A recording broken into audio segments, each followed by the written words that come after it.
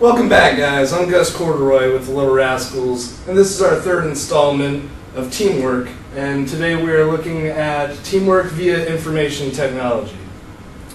Today, more than ever, virtual teams represent a fundamental part of every workplace. However, the virtual workplace itself is still being shaped on a daily basis. Virtual teams are expected to harness all the material and human resources available to them to do the best job possible, no questions asked. So what is a virtual team?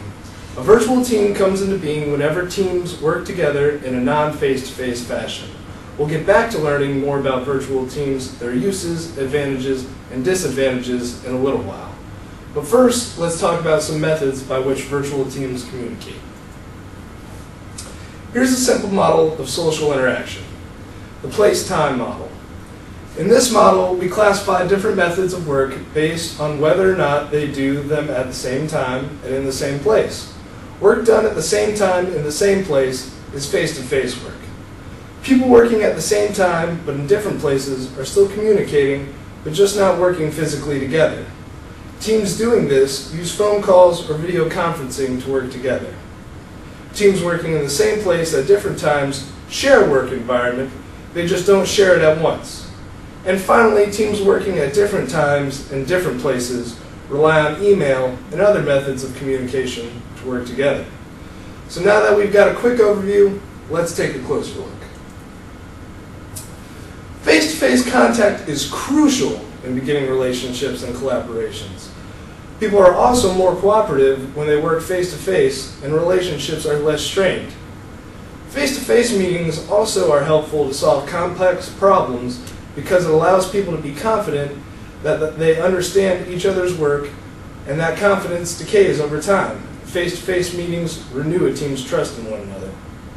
Some reasons why people would choose face-to-face meetings is due to proximity. When you're closer to people, you're more likely to choose to meet with them in person. People also rely on nonverbal signals to help them conduct social interactions. It is estimated that 93% of the meaning of messages is contained in the nonverbal part of communication. Wow. Finally, face-to-face interaction makes it easier for people to develop a rapport, the feeling of being in sync with one another, or being on the same wavelength. And this is a very huge predictor of trust in teams. The next method is same time, different place mode. In this mode, people communicate in real time, but are not physically in the same place. The most common methods for doing this are over cell phones and video conferencing, which can cause you to still miss out on facial and social cues. This method takes a lot out of the communication. However, same time, different place meetings increase team productivity.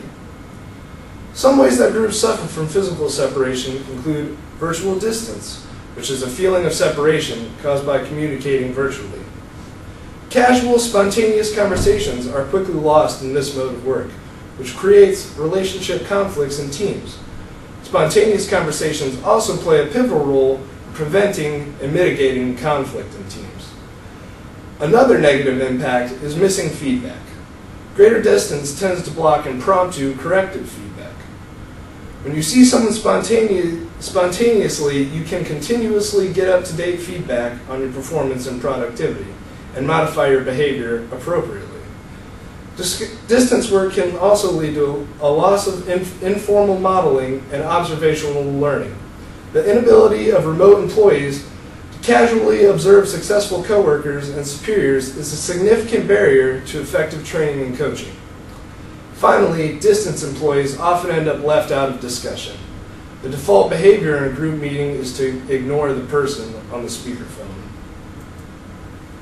One of the easiest ways to improve your productivity while working from home is to just get dressed. When you're dressed for work, it helps you focus. If you work in your pajamas, you're going to want to go back to sleep. It is also beneficial to make your workplace look like a workplace. A calendar, discussion board, and pictures and profiles of team members allow you to better identify with your teammates and your coworkers. Finally, it helps to reframe your purpose on the team. If you think that you don't have anything to contribute, no one on the team will either. But if you tell yourself that the project is new, important, and interesting, and that every member of the team is a vital piece of that puzzle and they are there to contribute, you'll perform more effectively. Teams that work in a different time at the same place have a shared workspace. This may take the form of shift work, where one person arrives from work and picks up the task where the previous worker left off. It may also take the form of shared text editing, where one person works on a document and then it goes to another person who further edits and develops it. Unfortunately, one negative impact of this is that in the same way people can become dependent on their team members for information, they can become dependent on aspects of the physical environment in order to do their work. When this happens, teams tend to have major difficulty working outside of their normal workspace. Different place, different time workers do not communicate at the same time and do not work in the same environment. The most common way that people work together in this environment is via email. Unfortunately, people usually have a lot of difficulty communicating tones such as sarcasm and sincerity over email. Because there are no social norms and it is easy to send emails, people send them more frequently and with less thought. Not working together can also cause you to miss out on obvious connections to colleagues. You could have an email relationship with a coworker for months before realizing that you work in the same building. On the positive side, working individually can lead workers to form their own informal groups and teams, which can increase productivity and effectiveness. There are some positive and negative effects of information technology on social behavior. One positive effect is reduced status differences. Status cues are less obvious, so decision-making occurs based on expertise rather than status. The anonymous environment associated with virtual interaction reduces inhibitions and makes it more likely that all members will contribute to the discussion. People respond more openly and conform less to social norms. They focus more on content rather than the direction from high-status leaders. Virtual communication is more democratic and less hierarchical. Bad news is sent to superiors with less delay. Unfortunately, virtual groups have more difficulty reaching decisions. Part of this may be due to the fact that the diversity of opinions generated in virtual groups. Virtual groups may take up to 4 to 10 times longer to reach a decision than individual groups. Virtual groups also engage in what is known as information suppression. This occurs when groups communicate less frequently. However, the reduced communication leads to more task-oriented communicating, which leads to more diverse opinions and decision recommendations. Virtual groups also tend to make riskier decisions and exhibit greater polarization than face-to-face groups. Virtual communication tends to lead to fewer or weaker social context cues. People are less concerned about making themselves and their team look good, and humor often ends up misinterpreted. People are also more likely to express negative emotions. Conventional behavior like general politeness decreases, and rude, impulsive behavior increases.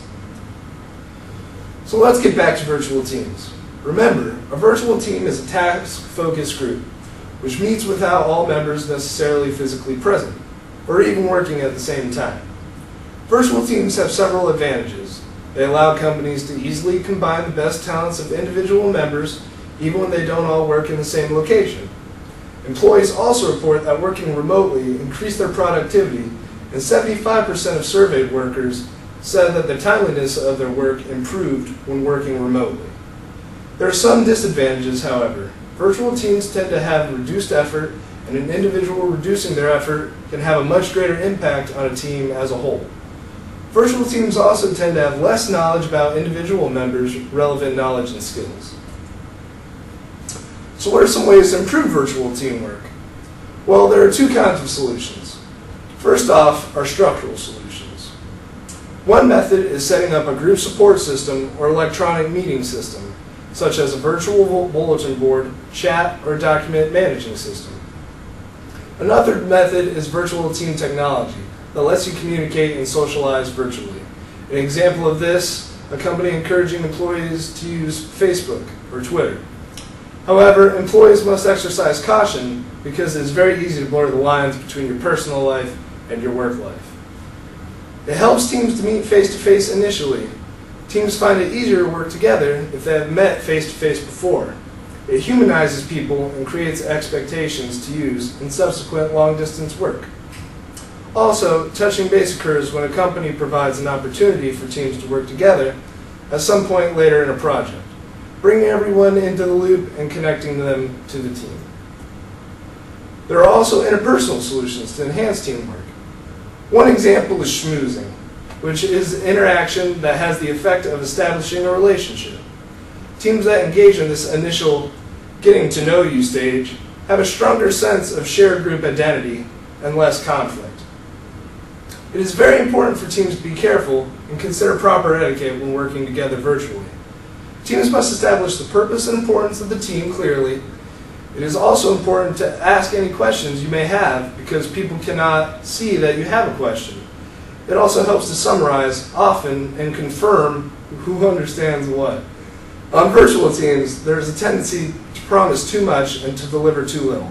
To be reliable, you must deliver what you promise. So it's important to undercommit and overdeliver, so you are reliable and you have a positive reputation. It is also important to show integrity. Virtual teamwork quickly leads to people taking advantage, hidden agendas, and confusion. You must demonstrate your integrity online or people will question it easily. Finally, it helps to increase familiarity with your teammates. If you're more familiar with people, they will like you more. Virtual teams lead to people working closely with people from different geographic and national cultures. It is very important to keep in mind different cultural values that people may have when working in a team, such as the value a virtual team member may place on individualism, equality, or direct communication. Teams have always had to deal with issues of place and time. Traditionally, employees had to either relocate or find new jobs. Today, however, newer solutions are arising that are more creative, cheaper, and less permanent. Face-to-face communication is important for many social reasons, but virtual teams have a lot of advantages of their own. Keeping up to date with technology can increase productivity, and the skilled team member knows when to use technology and what technology to use.